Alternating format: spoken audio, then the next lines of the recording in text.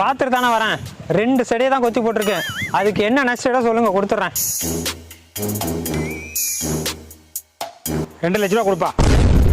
2 செடியை கொத்துறதுக்கு எதுக்குடா 2 லட்சம் ரூபா? 2 செடினா சும்மாவா? 2 செடியில 20 கல்ல வரும். 20 கல்லையில 200 கல்ல வரும். 200 கல்லையில 2000 கல்ல வரும். அந்த 2000த்துல வந்து 2 மூட்டை கல்ல வரும். 2 மூட்டை கல்லையில 20 மூட்டை வரும். 20 மூட்டையில 200 மூட்டை வரும். எல்லாம் உங்களால தான் போச்சு. சரிண்ணே, இந்தாங்க ஒரு முட்டை. நஷ்டா வச்சுங்க.